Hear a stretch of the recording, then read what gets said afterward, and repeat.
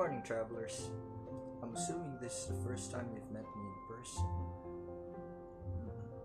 I'm Richie Ferrer. You can call me Seth.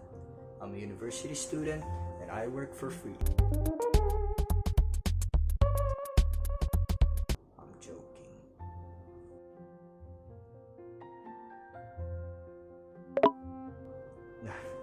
That's an expected response. That's actually the name of a dear friend I wish not to forget. Anyway, it's a nice day today. How about we all, go out for a walk? Well, it's still a bit too early for the tour though. It starts at 10 a.m. So how about we go and get some coffee and cigarettes? Just kidding.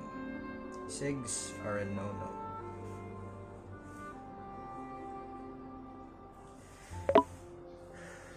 Part of my job is actually to oversee your activities during the tour. Smoking is strictly prohibited in most places. Same goes with drinking. But since we're still an hour early, I guess I can't stop you. I didn't hear or see anything prior to the tour.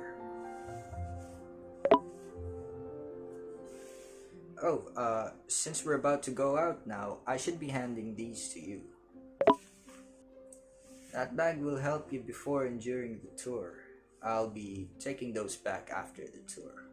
Is everyone ready to head out? Oh, and don't forget to keep your eyes on your stuff. Stick together at all times. Keep yourselves clean and enjoy. Okay, it's awfully hot outside. You can check your inventory for some things that you may need to cope up with that.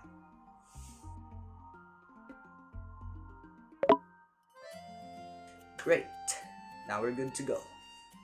We actually have two ways to get to the coffee shop near our first destination in the tour. There's the busy street and the clear main road. Which way do you want to go?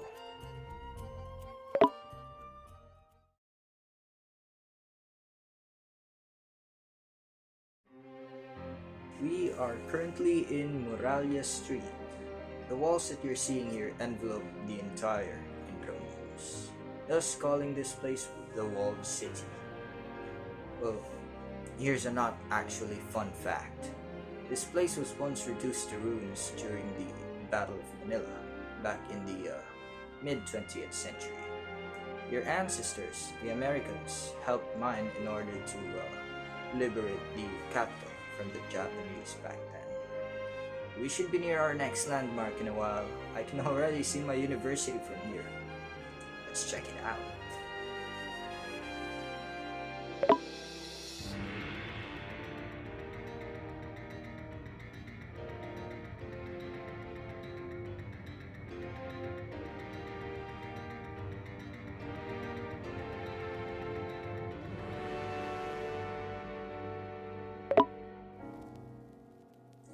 This is a very nice place.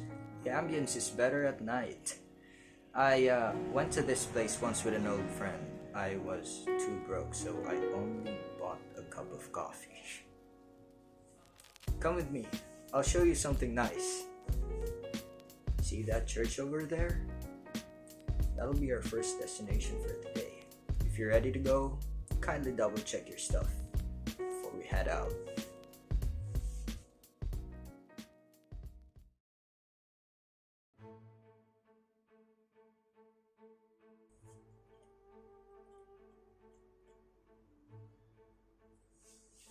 I'm sure that you've been thinking about this ever since our morning walk. Why does this place look so Spanish? Is there originality in Intramuros? Is everyone actually Catholic? Let me answer that for you. The Philippines is home to many cultures. We are influenced by Spanish, Chinese, Japanese, and Americans too. Though Spanish is heavily concentrated in places such as Intramuros and Vigan, Catholicism or Christianity started when the Spaniards colonized us in the 16th century. The goal wasn't to gain territory alone. God to spread Christianity to territory. Gold to gain wealth, while discovering new land, and glory, to search undiscovered lands for the glory of their own. Catholicism in the Philippines then started in this church. Ladies and gentlemen, this church in front of us is called the Manila Cathedral. Believe it or not, this place was once made of wood, bamboo, and nipa during the late 16th century. The cathedral went through a lot of tragedies, fires, earthquakes, and a bombing during the liberation of Manila. The one I told you about prior to the tour. It also went through a lot of renovations. The cathedral experienced Baroque, Neoclassicism, the Romanesque, Byzantine looks. Lots of glow-ups, don't you think so? This place went through hardships and broke down numerous times, only to rise again and again as a better version of its old self, aging like fine wine. It's the same for us humans, don't you think so? All of you here are the better versions of yesterday's you. I asked some people around here, and yes, you're allowed to take photos. Though you can check your traveler's string bag for the Polaroid camera if you prefer using it instead of your phones. Just don't wander around too much, okay? We'll meet here at Plaza Roma in 15 minutes.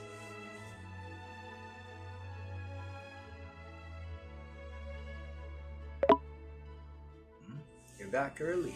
What's up? To make it short, while the Spaniards taught religion, the Americans actually shared their way of education and trained our Filipino leaders to govern land. Those were the biggest contributions of the Americans to us. Oh, they're back. I guess it's time to enter our next destination.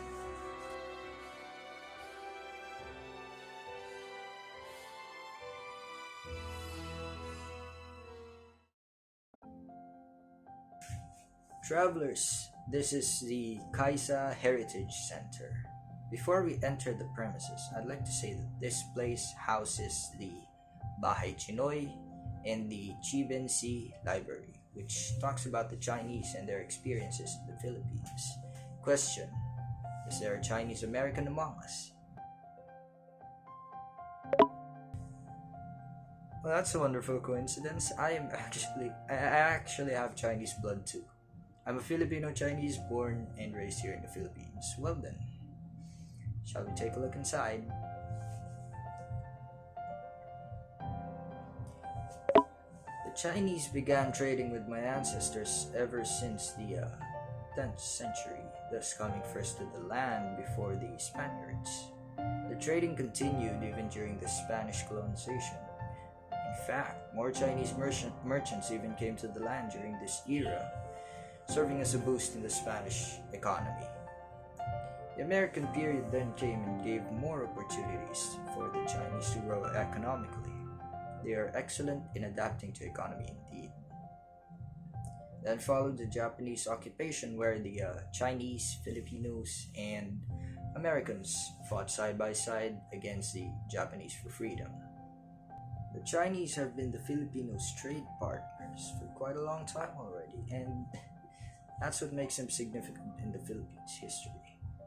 Let's have a look around, shall we? Let's meet in 30 minutes at the exit.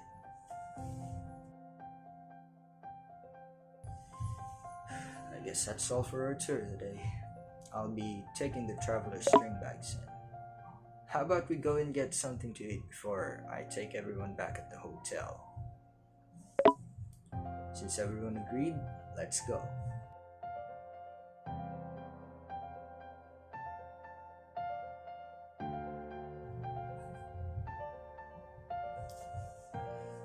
We're back and on schedule. Again, I'm Seth, and thanks for having me as your tour guide. I had fun with you guys. I hope you did. I hope we meet again.